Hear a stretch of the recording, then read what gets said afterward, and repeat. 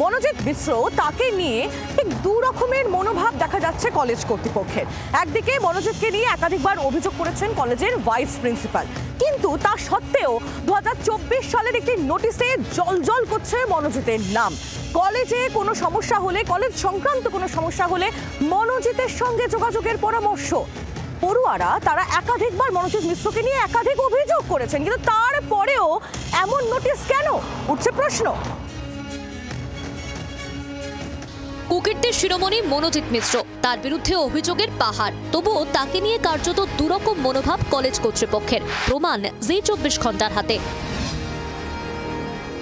2022 সালে মনোজিতের বিরুদ্ধে লালবাজারের জয়েন্ট সিপিকে চিঠি দিয়েছিলেন সাউথ ক্যালকাটা ল কলেজের ভাইস প্রিন্সিপাল নয়না চট্টোপাধ্যায়। কলেজের সোশ্যালের প্রোগ্রামে মনোজিৎ সহ তার দলবল গন্ডগোল করতে পারে এই আশঙ্কায় পুলিশের নিরাপত্তা চেয়ে চিঠি দিয়েছিলেন তিনি।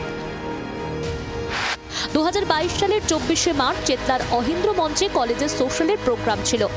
অনুষ্ঠানে উপস্থিত ছিলেন মন্ত্রী, বিধায়ক সহ বিশিষ্টরা। মনোজিৎ ও তার দলবল গন্ডগোল করতে পারে আশঙ্কা করে জয়েন্ট সিপিকে আগে চিঠি দিয়েছিলেন ভাইস প্রিন্সিপাল। চেতলা থানার অফিসার ইনচার্জকেও চিঠি দিয়েছিলেন তিনি, জানিয়েছিলেন ডেপুটি কমিশনারকেও। 2018 সালেও মনোজিতের বিরুদ্ধে লালবাজারের জয়েন্ট সিপির কাছে অভিযোগ জমা পড়েছিল কলেজের তৎকালীন প্রিন্সিপাল দেবাশিস চট্টোপাধ্যায়ের তরফে। অভিযোগ সেই একই। কার্যত কলেজের ত্রাস ছিল মনোজিৎ। প্রিন্সিপাল, ভাইস প্রিন্সিপালের চিঠিতে অন্তত তেমনই ইঙ্গিত।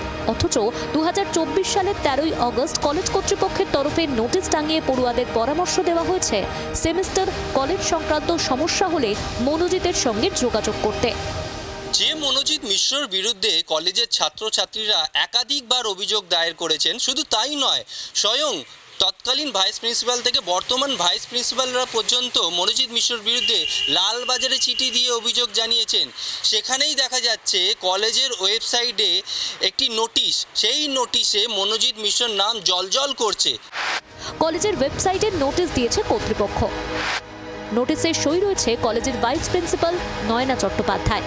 কিন্তু এখানেই প্রশ্ন উঠছে, যিনি মনোজিতের বিরুদ্ধে জয়েন্ট সিপির কাছে অভিযোগ জানিয়েছিলেন, তিনি আবার কি করে নোটিশ দিয়ে ছাত্রছাত্রীদের পরামর্শ দেন কলেজ সংক্রান্ত কোনো বিষয় মনোজিতের থেকে জানতে?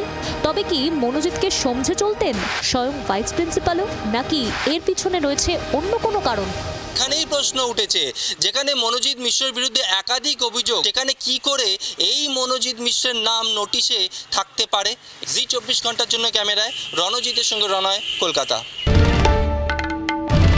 বাংলার আওয়াজ, বাঙালির আবেগ, জি24 ঘন্টা।